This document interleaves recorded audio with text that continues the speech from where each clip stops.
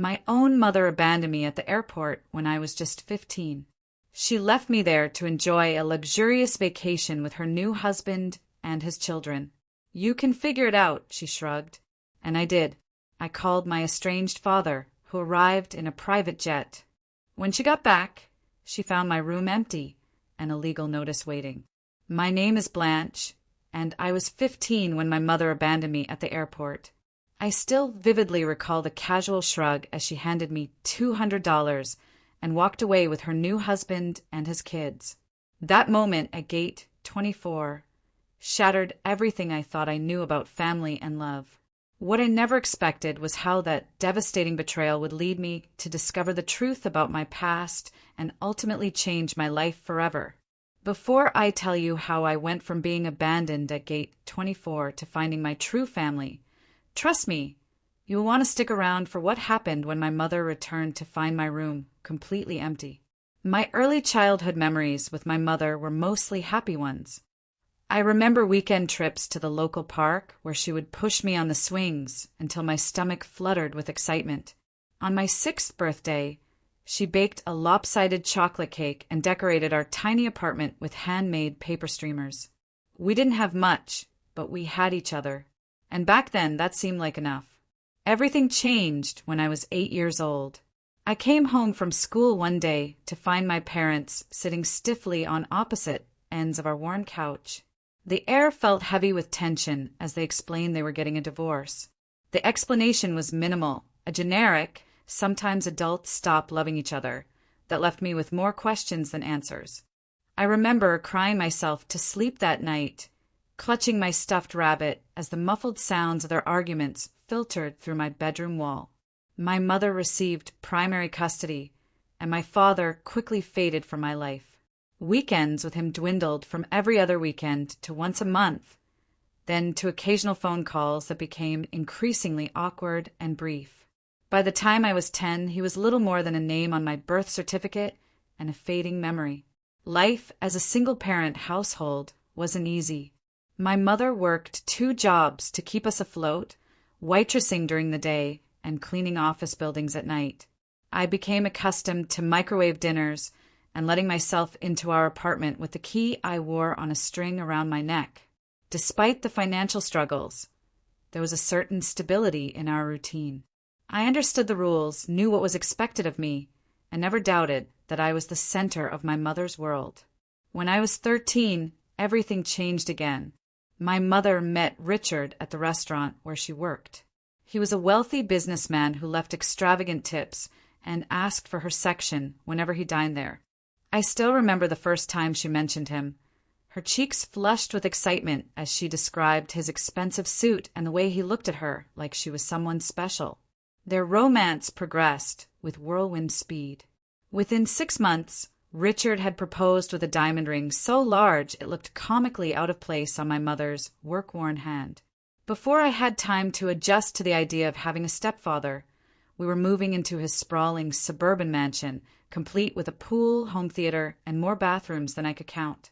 The house came with 3 additional residents, Richard's children from his previous marriage. Olivia was 14, just a year older than me, with a perpetual look of disdain that made me feel instantly inferior. Jackson was 12, quiet and withdrawn, barely acknowledging my existence. The youngest, Zoe, was 10 and initially the most welcoming, though that friendliness quickly faded once we were all under the same roof. From the beginning, it was clear that I didn't fit into this ready-made family. Richard was polite but distant, reserving his genuine smiles and affection for his own children.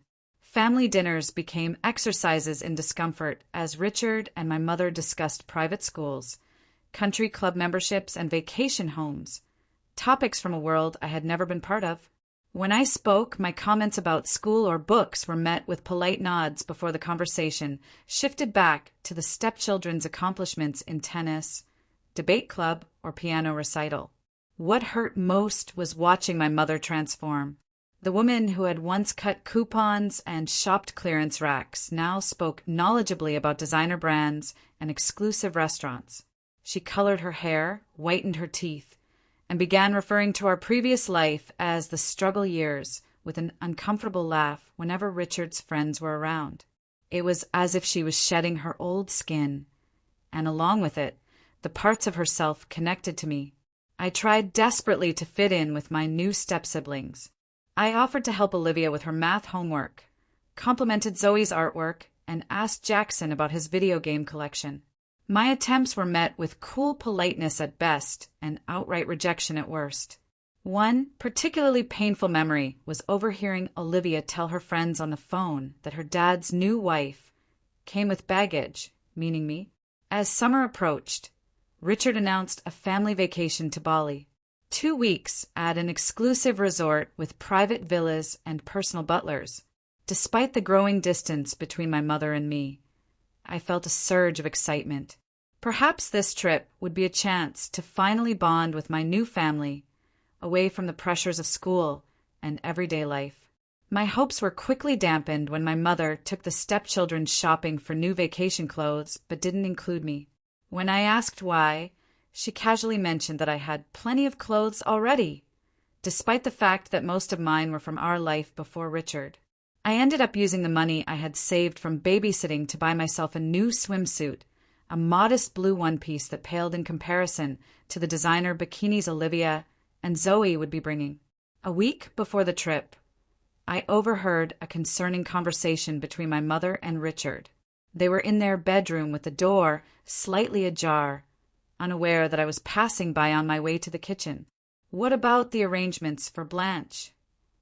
Richard asked, his voice low. "All taken care of," my mother replied with a dismissive tone that made my stomach clench. "She won't be a problem." When I questioned her about it later, she brushed off my concerns with a breezy, "Just trip details, honey. Nothing for you to worry about." The morning of our departure arrived with chaos and excitement. The house was a flurry of activity as suitcases were loaded into Richard's luxury SUV. I noticed that my passport wasn't with the stack of travel documents on the kitchen counter, but when I mentioned this to my mother, she muttered something about having it in her purse and hurried me along. Looking back, I should have seen the signs. The way my mother avoided making eye contact as we drove to the airport, how no one discussed my seating assignment on the plane when they were debating who would get the window seats, the fact that my suitcase was mysteriously smaller than everyone else's. But at 15, desperate to believe I was part of this family, I ignored the warning bells ringing in my mind. The international terminal was a chaotic maze of travelers, rolling suitcases, and harried airline staff. Richard led our group through the crowd with practiced efficiency. My mother was at his side, clutching her designer handbag. Olivia, Jackson, and Zoe followed closely behind, their faces bright with anticipation.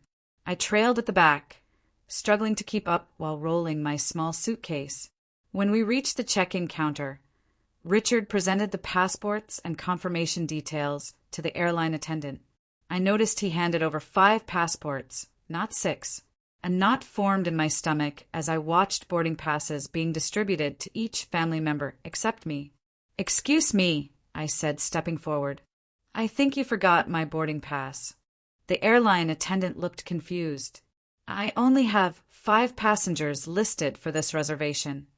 Richard cleared his throat. "Your mother needs to speak with you about that. We'll go ahead to security." As the stepchildren and Richard moved away with the luggage cart, my mother took my elbow and guided me to a quiet corner near a gift shop. Her face wore an expression I had never seen before, a strange mix of detachment and mild annoyance. "Listen, Blanche," she said, her voice unnaturally calm. "There has been a change of plans. You are not coming with us to Bali." The words hit me like a physical blow. "What? Why? Did I do something wrong?"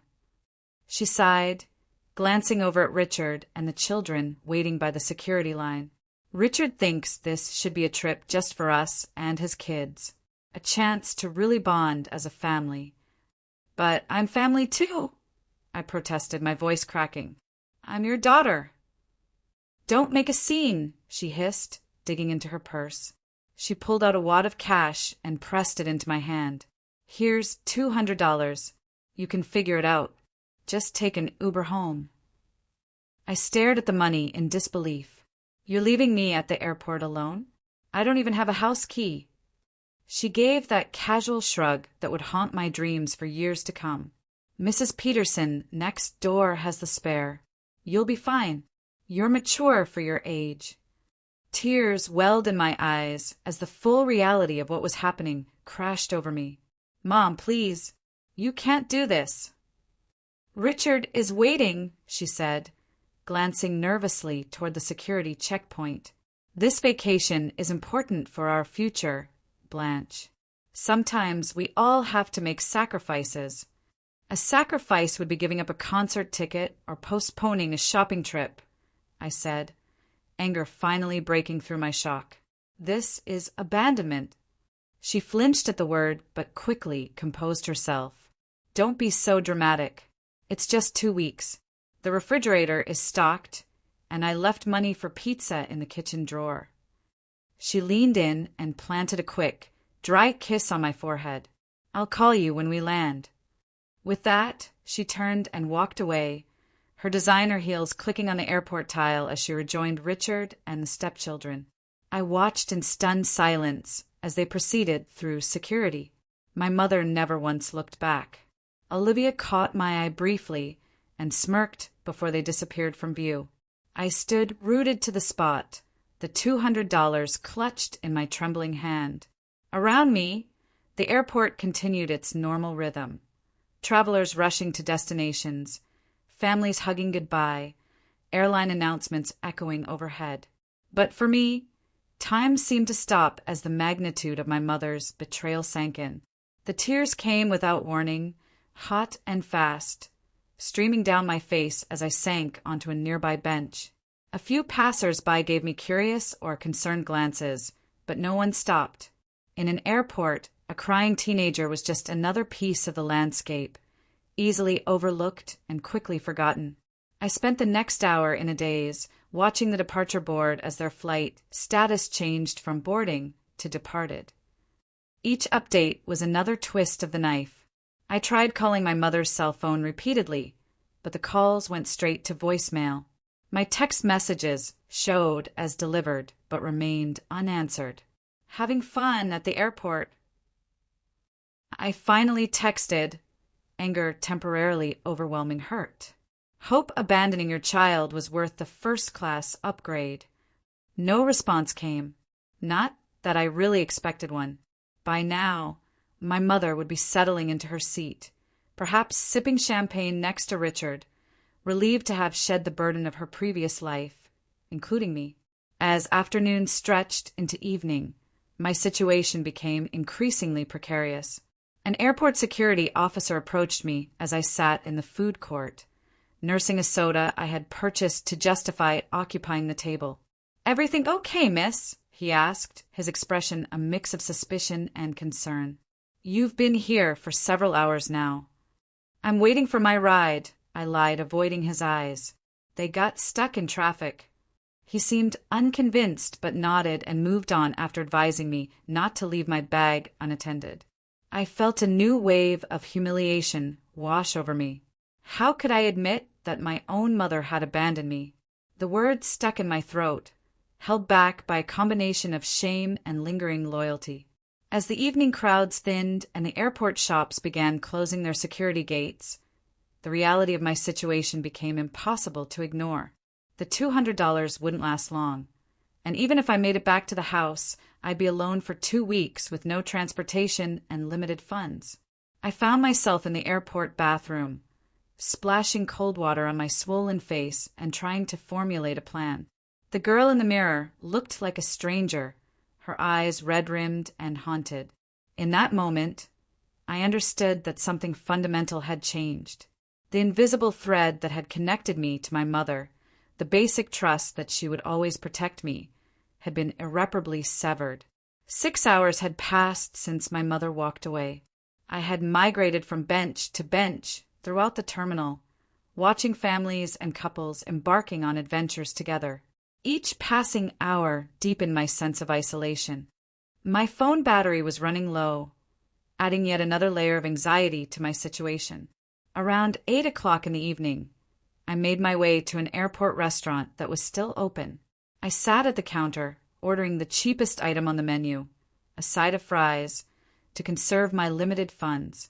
The server, a woman with kind eyes and a name tag that read Gloria, brought my food and then paused, studying my face. "You okay, honey?" she asked, her voice gentle. "You look like you've been crying." I attempted a smile that felt more like a grimace. "I'm fine, just a long day."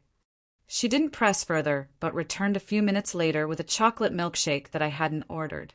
"On the house," she said with a wink. "Whatever's going on, sugar and chocolate never hurt." Her small kindness nearly undid me. I thanked her through the lump in my throat and slowly ate while scrolling through my phone contacts, looking for anyone who might help. My list of options was depressingly short. Most of my friends from before the move had drifted away, and I hadn't made many new ones in Richard's neighborhood. I tried texting 2 of my mother's friends, women who had been part of our lives before Richard. One didn't respond, and the other replied with a brief message saying she was out of town. It seemed that when my mother moved on to her new life, her old support network had been left behind as thoroughly as our small apartment and budget groceries. As I scrolled through my contacts, a name caught my eye that made my heart skip. Dad. I hadn't spoken to him in over 3 years. Our last conversation had been a brief, awkward phone call on my 12th birthday. After that, he seemed to disappear completely. My mother had always implied that he wasn't interested in being part of my life, that he had a new family who took priority. "Your father has moved on," she would say whenever I asked about him. Some men just aren't cut out for parenthood. I stared at his contact information, my thumb hovering over the call button. What if he rejected me too? What if my mother had been telling the truth and he wanted nothing to do with me? The thought of another abandonment felt unbearable. I went back to the airport bathroom, locking myself in a stall for privacy. I practiced what I would say, rehearsing different openings. "Hi, Dad. It's Blanche. I know it's been a while." "No, too casual." "Hello, this is Blanche. I'm sorry to bother you, but I'm in trouble." Better, but still not right. In the end, desperation won out over pride. With trembling fingers, I pressed the call button and held my breath as the phone rang. Once, twice, 3 times. I was about to hang up when a deep voice answered. "Hello." The sound of his voice, so familiar yet strange, momentarily robbed me of speech. "Hello, is anyone there?" he asked again. "Dad." I finally managed, my voice small and uncertain. There was a pause. Then, "Blanche? Is that you, sweetheart?" The concern in his voice cracked something inside me. "Dad, I need help," I said, and then the whole story came pouring out in a rush of words punctuated by sobs. The remarriage, the move, the airport, the $200. By the end, I was barely coherent. "She left you alone at the airport?" His voice had changed, a hard edge replacing the initial shock. "Where are you now?" "Which airport?" I told him, half expecting him to offer to call a social service agency, or perhaps wire me money for a hotel. "Stay exactly where you are," he said firmly. "I'm coming to get you myself. It will take me about 3 hours to reach you. Can you stay safe until then?" "You're coming here?" I asked, disbelief evident in my voice. "You don't have to do that. Maybe you could just help me get home." "Blanche," he interrupted. "I am coming to get you. Find the customer service desk for the airline your mother was flying with. Tell them your situation. I'll call ahead and make sure they take care of you until I arrive." After he hung up, I sat in the bathroom stall for several minutes, trying to process what had just happened. My father, who I had believed wanted nothing to do with me, was dropping everything to come to my rescue. It seemed too good to be true, and a lifetime of disappointments had taught me to be wary of hope. Nevertheless, I followed his instructions, approaching the customer service desk with my heart in my throat. To my surprise, the airline staff were immediately sympathetic. They escorted me to a private waiting area, brought me a sandwich and some juice, and assured me they would watch over me until my father arrived. Unfortunately, this happens more often than you would think, the customer service manager told me quietly. Parents changing plans at the last minute, leaving kids to fend for themselves. The 3-hour wait felt both endless and surreal. I drifted between hope, fear, and exhaustion. What if my father didn't show up? What if he did, but resented having to rescue me? What if this was all an elaborate setup for another rejection? My mind wandered to the few memories I had of him from before the divorce. Teaching me to ride a bike in the park, his steady hand on the seat as I wobbled forward.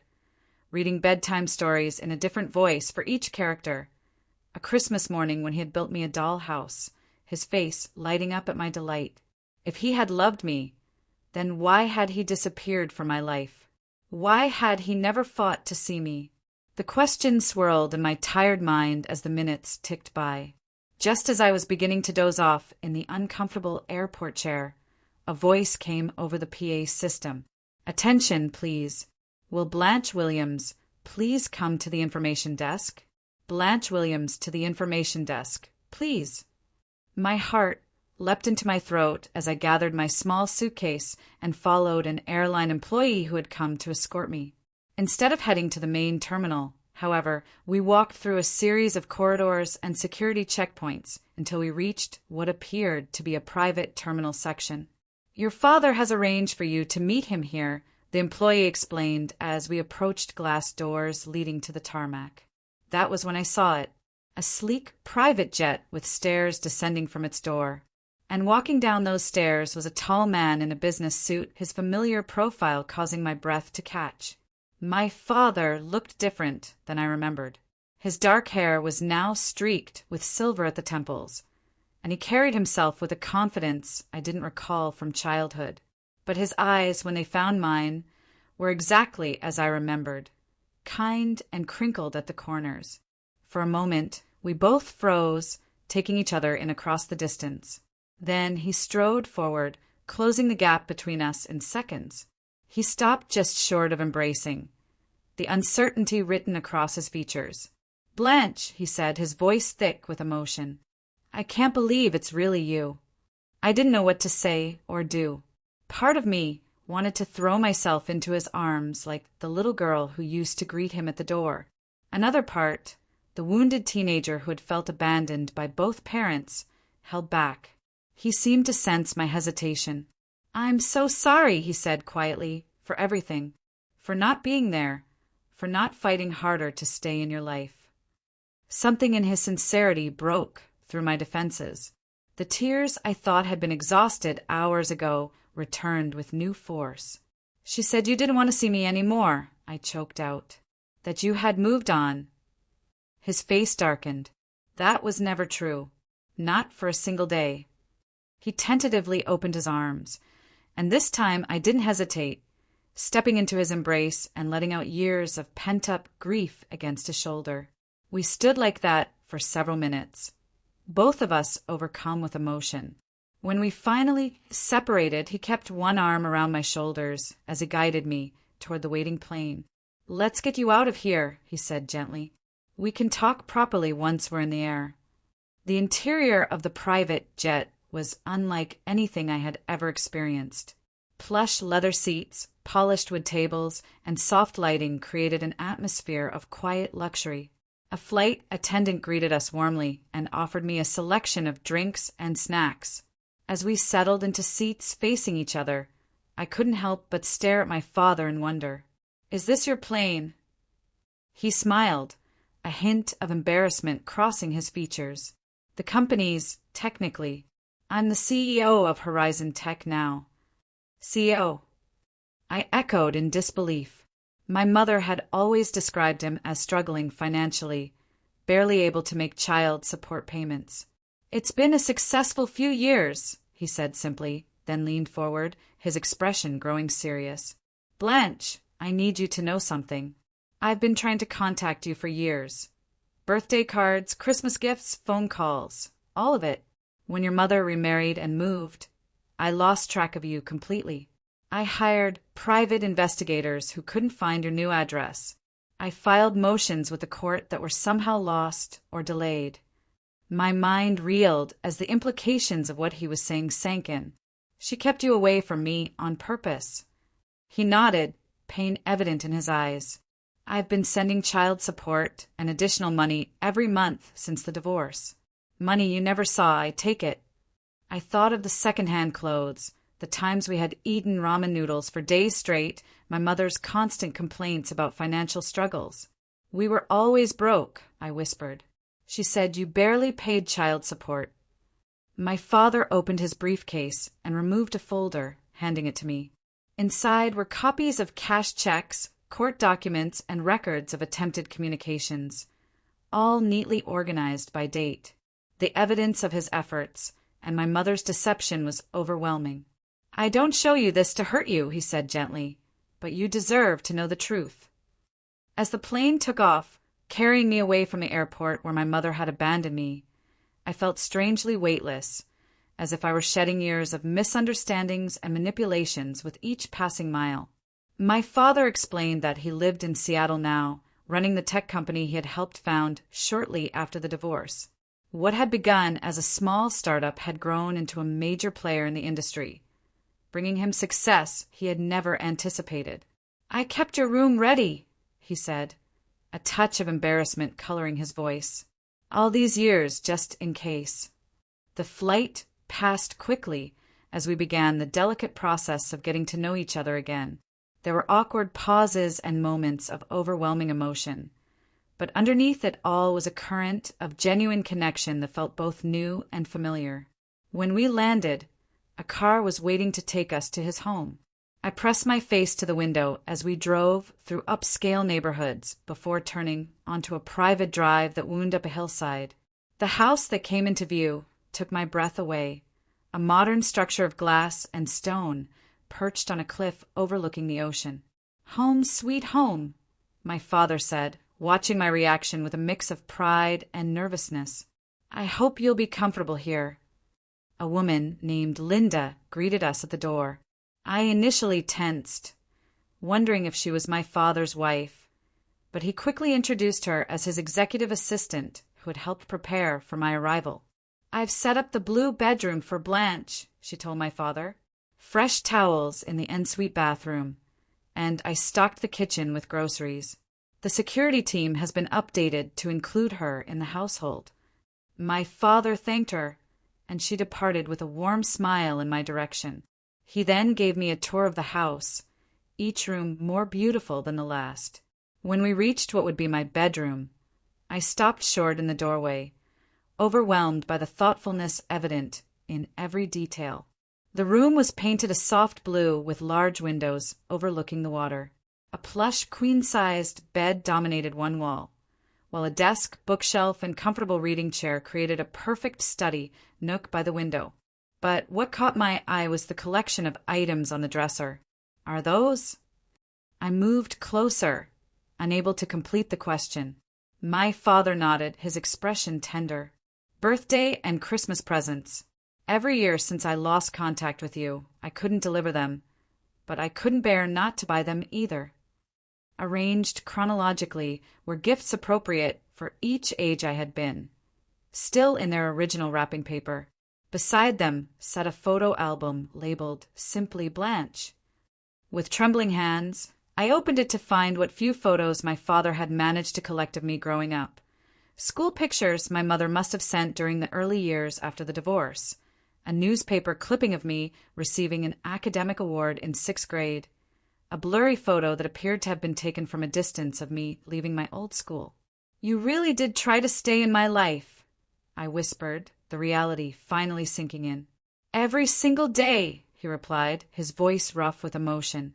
And I'm not going anywhere now if you'll let me be your dad again. That first night in my new home, we shared a meal delivered from a local restaurant, neither of us quite ready to tackle cooking. The conversation flowed more easily as exhaustion lowered my guards and food restored my energy. For the first time in years, I felt seen and heard, my thoughts and feelings given value and consideration. As I finally crawled into the impossibly soft bed in my new room, emotional and physical exhaustion overtook me. My last conscious thought before drifting off to sleep was that perhaps being abandoned at the airport wasn't the ending I had feared, but rather the beginning I had always needed.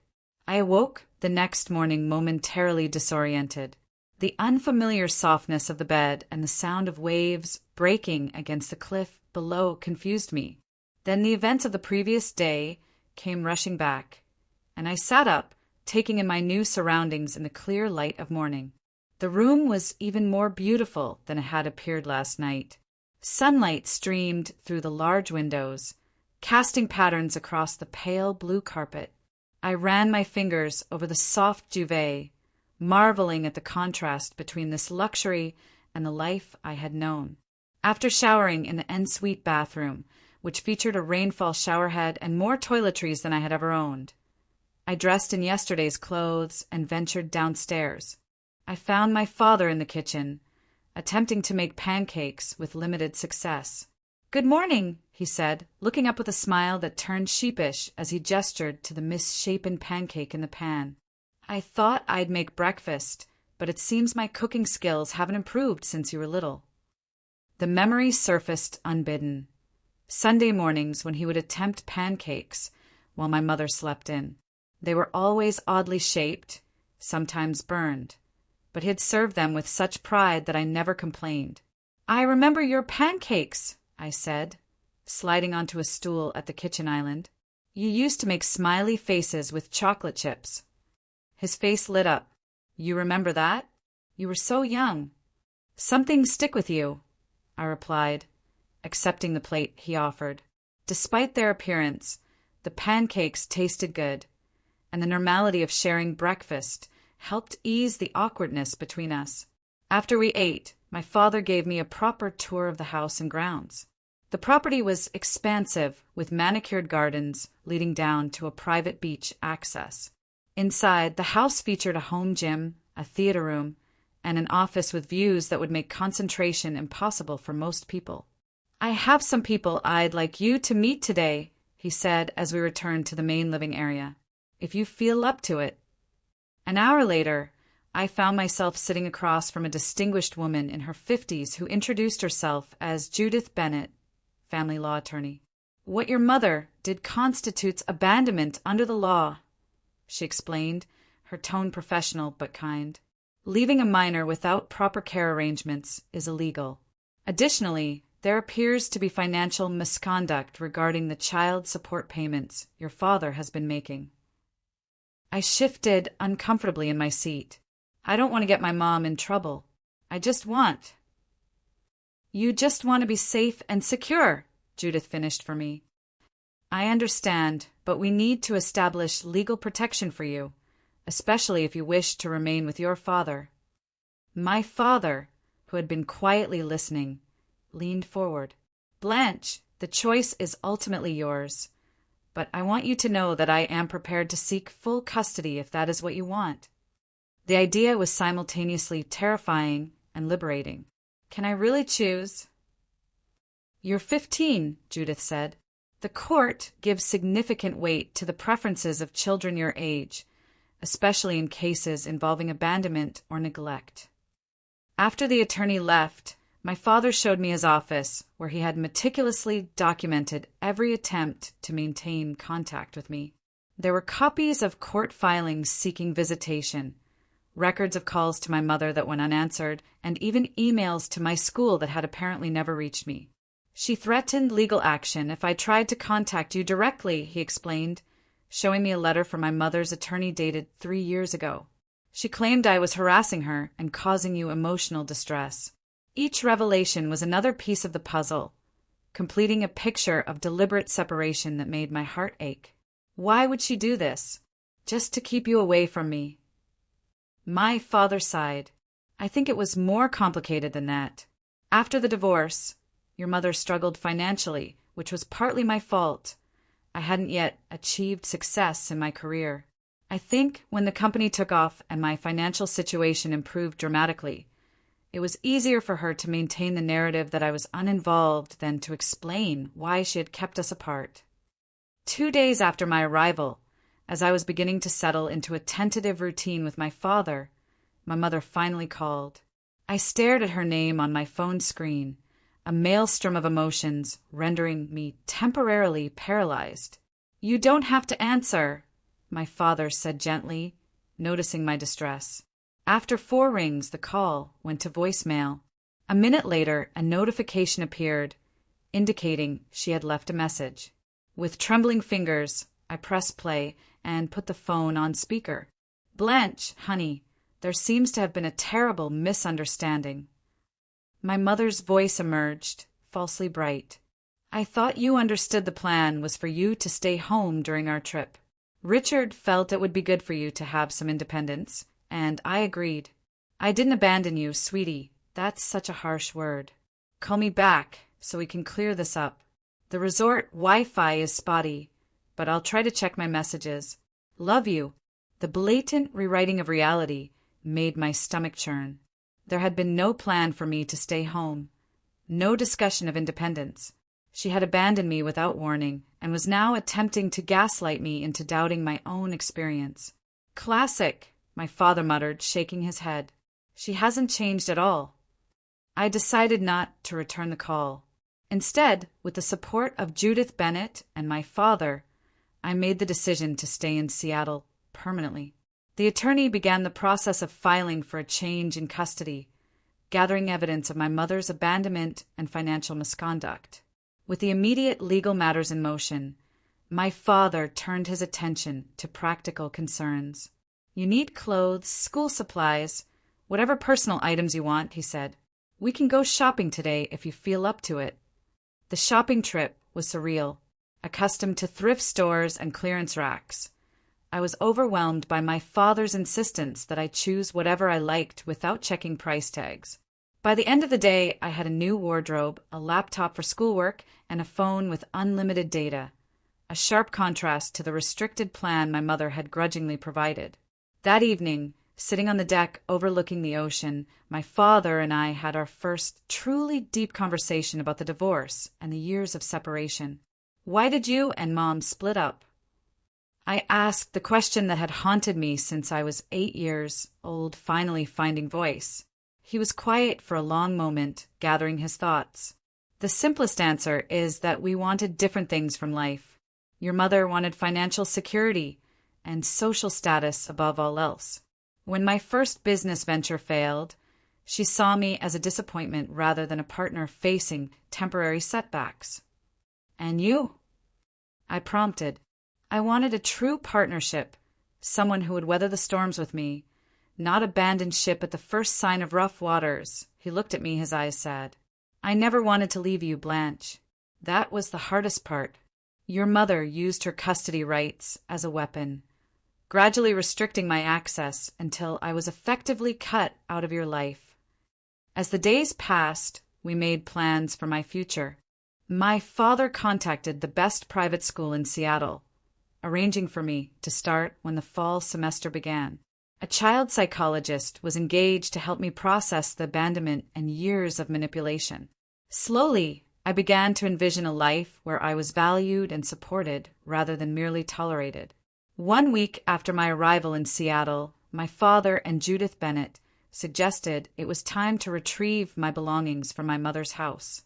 With her still in Bali for another week, we had the perfect opportunity to enter the house legally, as I was still officially a resident, and collect my personal items without confrontation. "You don't have to come if it would be too difficult," my father assured me. "I can handle it with the legal team."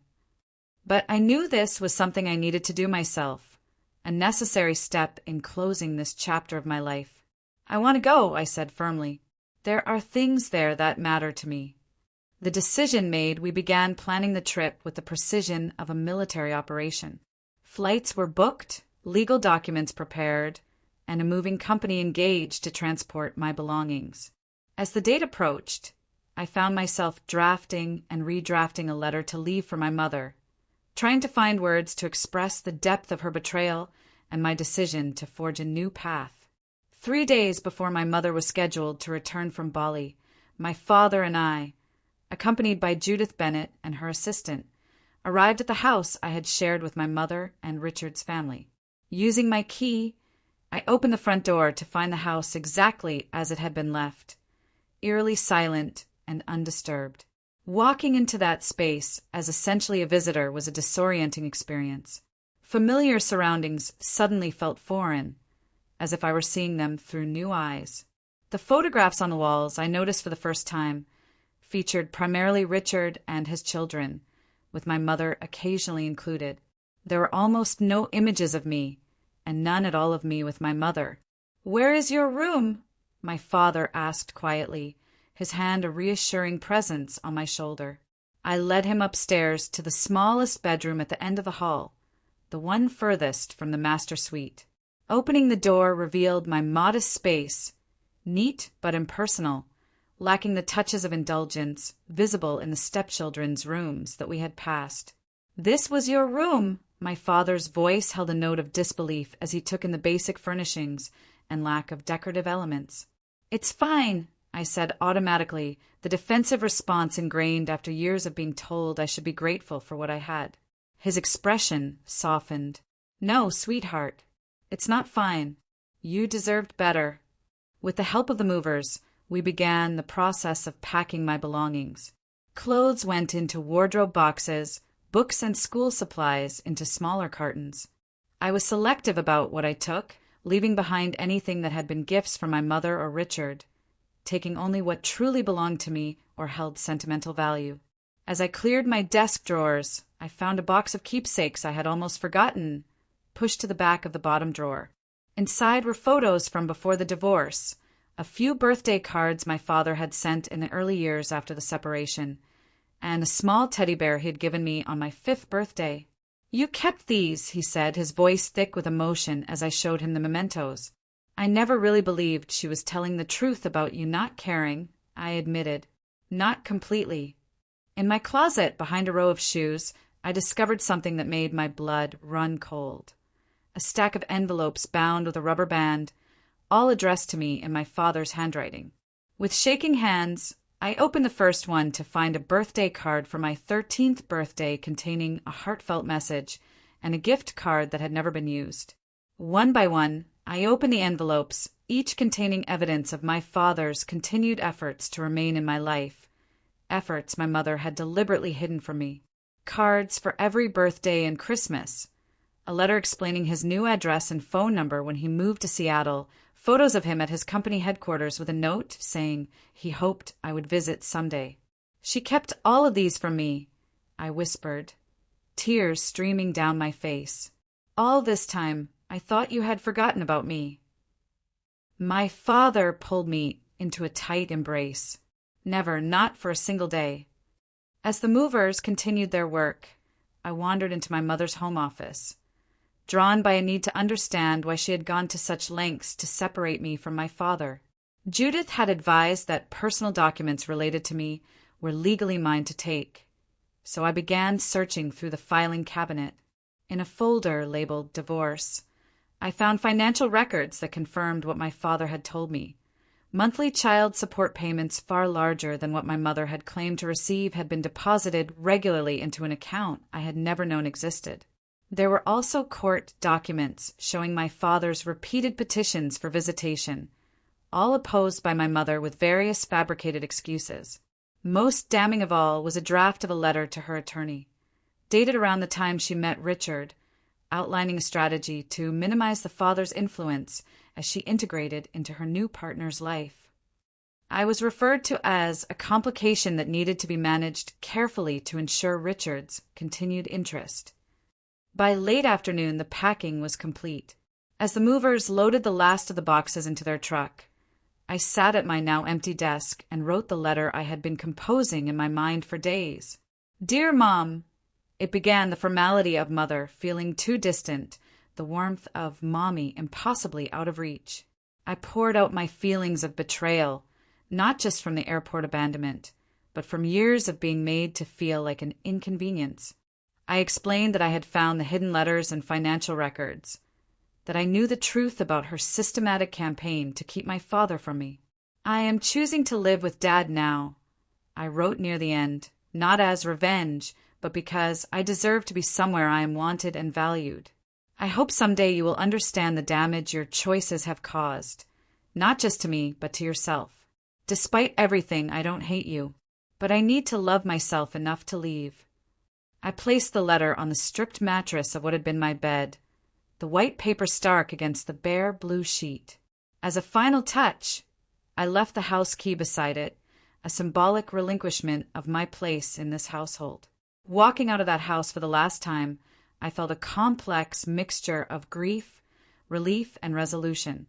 My father waited by the car, his expression concerned. "All done?" he asked. I nodded, unable to speak past the lump in my throat. He seemed to understand, opening the car door for me without further questions. As we drove away, I didn't look back at the house. Instead, I looked forward, toward the future I was now free to create. My mother returned from Bali 3 days later. Within hours, my phone exploded with notifications, a barrage of increasingly frantic messages. "Where are you? Why is your room empty? Call me immediately. Blanche, this is not funny. Come home right now. I just spoke to your father's lawyer. How could you do this to me after everything I have done for you? Please come home, sweetie. We can work this out. I miss you."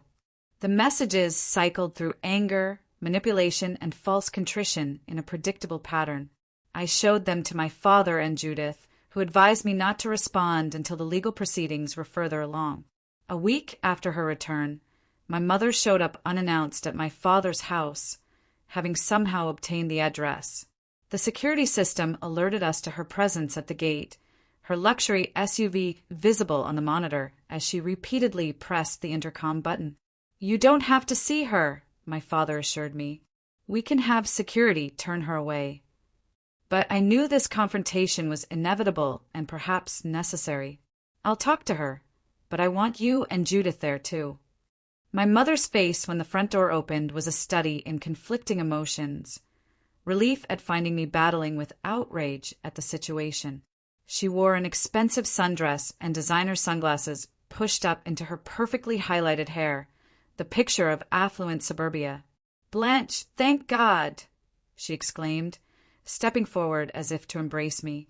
I took an instinctive step back, and her arms dropped to her sides. "What is going on? Why did you leave? Why are you with him?"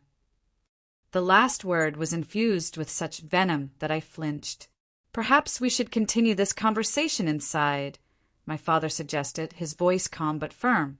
Once seated in the living room with Judith present as both legal counsel and witness, my mother's facade began to crack. Her eyes darted around the beautiful space, taking in the obvious wealth and taste evident in every detail. "So this is what this is about," she said with a brittle laugh. "He's lured you away with promises of luxury. I should have known." "That's not why I'm here," I replied, struggling to keep my voice steady. "I'm here because you abandoned me at an airport. I'm here because you have been lying to me about Dad for years. I'm here because I found all the letters and cards you hid from me." Her expression faltered, then hardened. "You went through my private things? How dare you?" "They were addressed to me," I countered. "They were mine to read." "You're 15 years old," she snapped.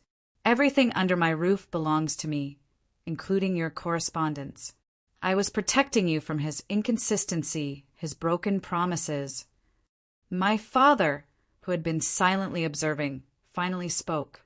"There were no broken promises, Karen. Only your systematic efforts to erase me from our daughter's life." "You have no right to judge me," she hissed. "You have no idea what it was like raising her alone while you were off becoming a millionaire." "I sent child support every month," he replied evenly. "Far more than the court ordered. Money you apparently spent on yourself while telling Blanche you were struggling." My mother's face flushed. "That is a lie.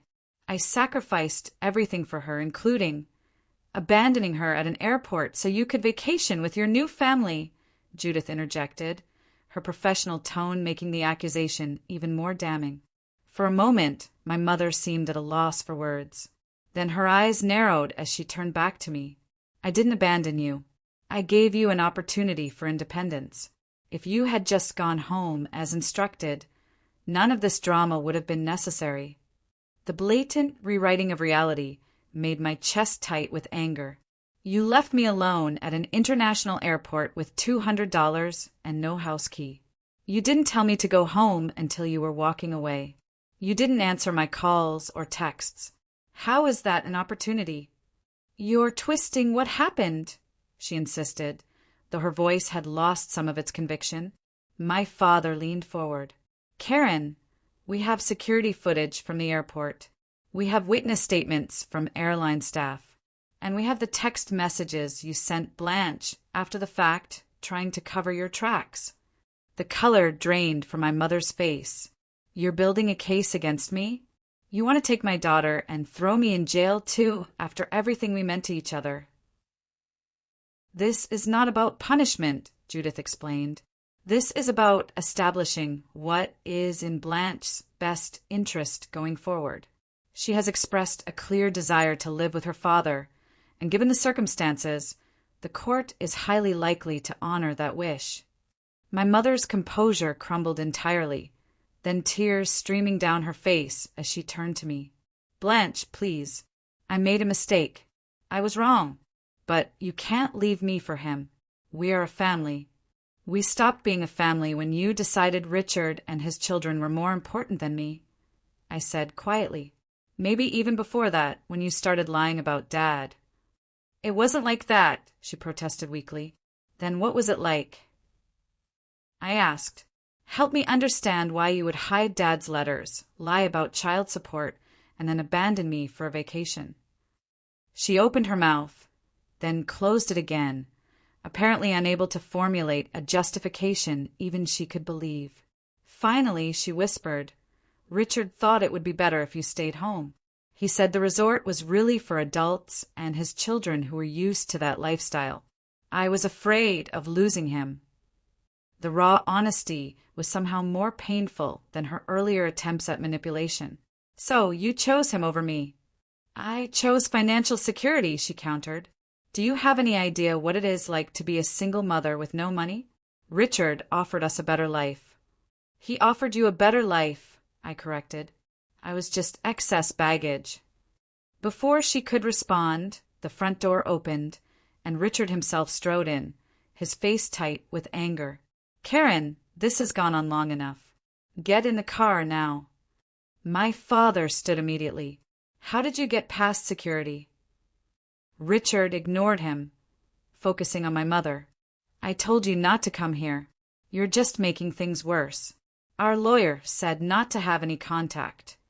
My mother seemed to shrink under his gaze, her brief moment of honesty evaporating as she reverted to the compliant wife. I just wanted to see Blanche. And now you have, he said dismissively. Let's go. As my mother rose to follow him, I called after her. Is this really what you want, Mom? Someone who treats you like a child and me like an inconvenience. She paused, conflict evident in her expression. But Richard took her elbow firmly. The car, Karen. Now. The last image I had of my mother that day was her back as she walked away, just as it had been at the airport. But this time, I wasn't the one being left behind.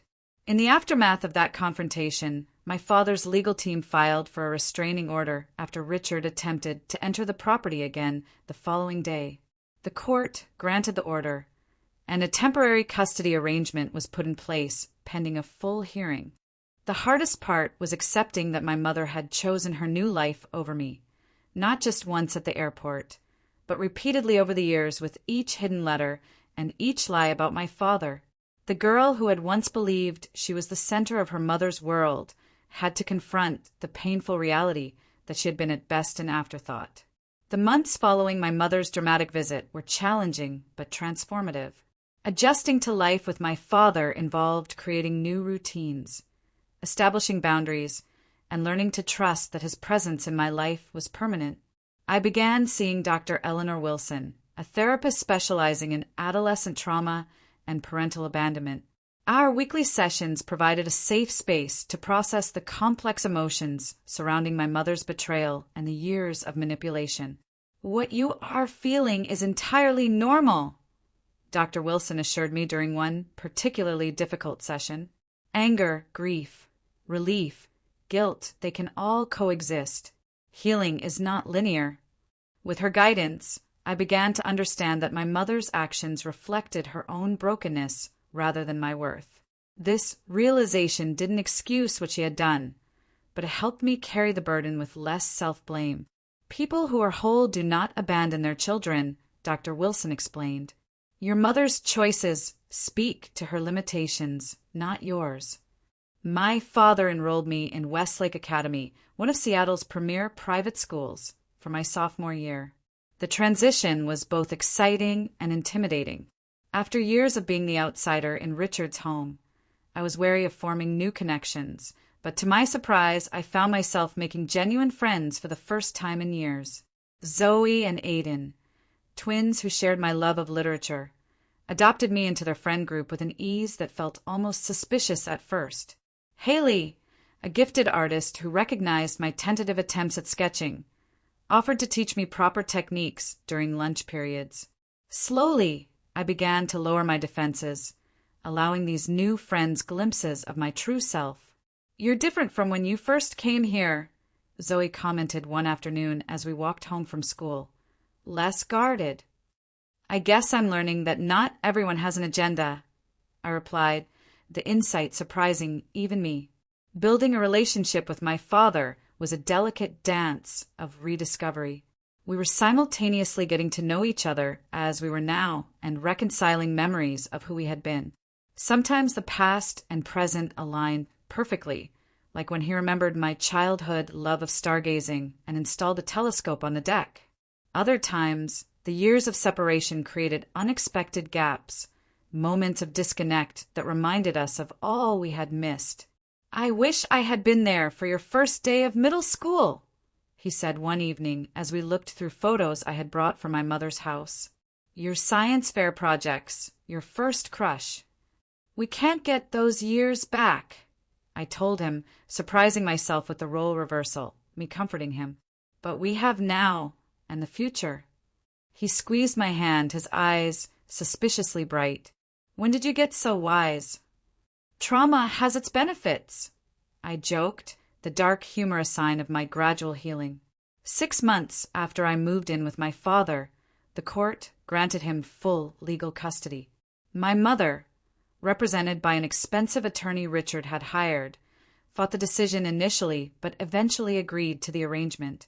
After Judith presented the overwhelming evidence of abandonment and financial misconduct, the judge ordered my mother to repay the misappropriated child support funds and established a structured visitation schedule that would begin only after I completed a certain number of joint therapy sessions with her. It was more consideration than she deserved, in my opinion, but my father gently reminded me that maintaining some relationship with her might be important to my long-term emotional health. "You can be angry with her, even hate what she did, without severing the connection completely," he advised. "But the choice is ultimately yours. I will support whatever you decide." I agreed to the joint therapy. Though the first few sessions were excruciating, my mother vacillated between tearful apologies and subtle attempts to justify her actions. Her narrative had shifted from denying abandonment to framing it as a misguided attempt to please Richard, as if that somehow made it less damaging. "I just wanted us to have security," she repeated often. "I was afraid of ending up alone and broke." "So you made sure I ended up alone at an airport instead," I responded during one particularly tense session. Over time, I established firm boundaries with my mother. I would not return to live with her regardless of promises or emotional appeals. I would not pretend the past had not happened. I would not allow her to rewrite our history to ease her guilt. These terms were non-negotiable, and slowly she seemed to accept them. My father remained remarkably neutral throughout this process, never speaking ill of my mother despite everything she had done. When I asked him about this restraint, his answer stayed with me. "Hating her would only hurt you," he explained. You are half her, whether we like it or not. Besides, she gave me you, and for that I can forgive almost anything.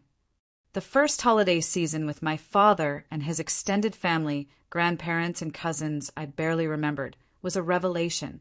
The genuine warmth and inclusion I experienced stood in stark contrast to the performative family dinners at Richard's house, where I had always felt like an unwelcome guest. My paternal grandmother, a vibrant woman in her 70s, pulled me aside during Christmas dinner.